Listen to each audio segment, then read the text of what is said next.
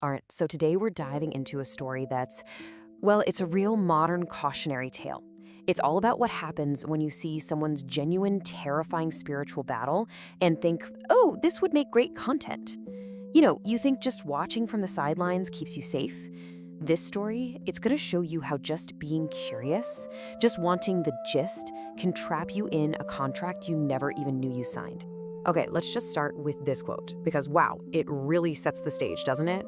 When you deal with a toxic mother-in-law who views people as investments, the interest is always paid in blood. Yeah, this tells you right away we are not talking about simple family drama. We're talking about a dangerous, spiritual kind of transaction where people are just assets on a spreadsheet, and when it's time for that investment to pay out, the currency is, well, it's brutal.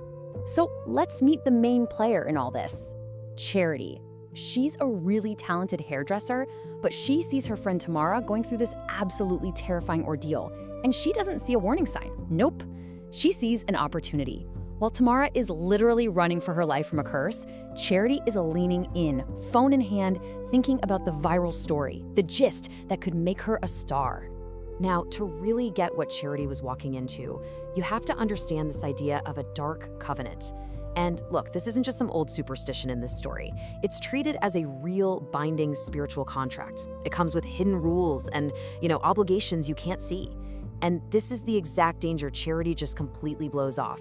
She thinks she's too modern, too smart, too savvy to get caught up in something like that.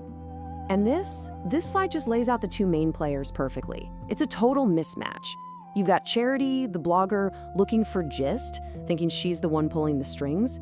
And then you have Mama Kennedy, the matriarch, who sees people as investments and, let's be clear, is always in control. Charity's over here mocking what she calls old-fashioned prayers, while Mama Kennedy is literally wielding the dark covenants that Charity doesn't even think are real. It's a fatal misunderstanding of power, right from the start. So what was Charity's grand plan? Well, she comes up with this super high-risk play, this gambit. She truly believed she could get right up close to the fire and somehow not get burned. Her brilliant idea? She's gonna pretend to be a loyal informant, get on the inside of the Kennedy family's dark little world, and do it all for her blog. Okay, let's break down her little 4-step plan. I mean, on the surface, it sounds kinda clever, right? Step 1, offer loyalty to Mama Kennedy. Step 2, become her new go-to informant. Step 3, secretly record everything. And step 4, boom, drop the story, become a star storyteller. The arrogance here is just off the charts. She really thought she could outsmart a woman who deals in souls, not just juicy secrets. So once she's on the inside, Charity starts seeing everything. I mean, everything. She's documenting these bizarre rituals with Mama Kennedy and this super eerie woman they call Mama Yi. She's hearing whispers about shadows being placed on entire family bloodlines. She's watching as new girls get handed these so-called cleansing drinks. All this time, she's just gathering her content, thinking she's nothing more than a fly on the wall. And then she gets the money shot, her smoking gun. She actually records Mama Kennedy kneeling down next to a young bride and whispering these words, "I came to check on my investment." Chilling, right? This was it. This was the proof, the absolute confirmation that these women were just assets to be managed and watched over. This was the gist she had been risking it all for.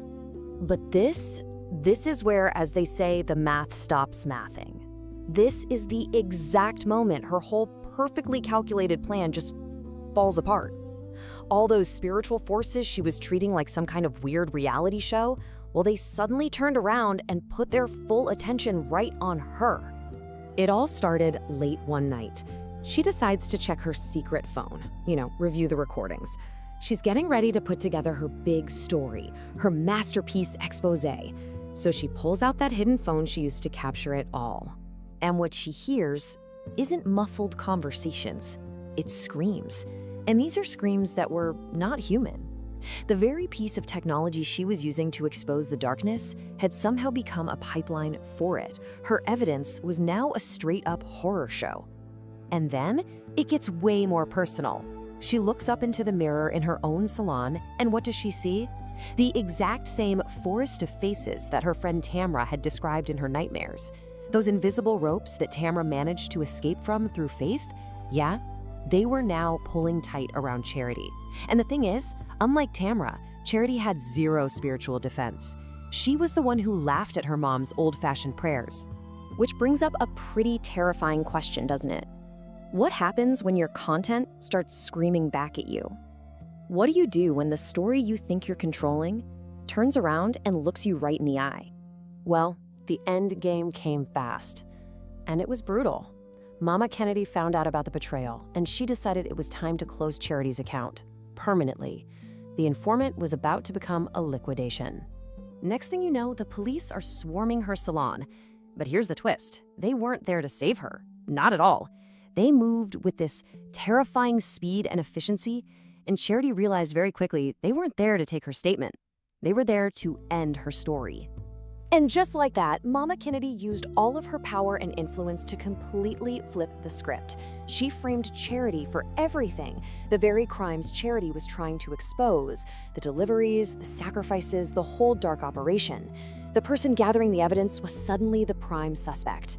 And as the police are literally clicking the handcuffs on Charity's wrists, Mama Kennedy delivers the final crushing line. You were supposed to be easy to control, but since you wanted to watch the investment, you will now become the liquidation. Just wow. Charity wasn't just being arrested, she was being erased. Her value as an investment had gone into the red, and it was time to cut the loss. So, after all that, what's the big takeaway here? I think it all boils down to the real price of the content we chase after and create. And it really shows the massive difference between the two paths these women chose. When you lay it all out, the story presents two clear paths. You've got Charity, who took the path of gist. She treated real trauma like it was entertainment. Her outcome? Handcuffs and a police van. Her status? A liquidated asset. Then you have Tamara. She chose the path of faith. She took the spiritual danger seriously. Her outcome? Freedom, a new beginning. Her status? A soul saved. And all of this leaves us with one last, pretty intense question to think about.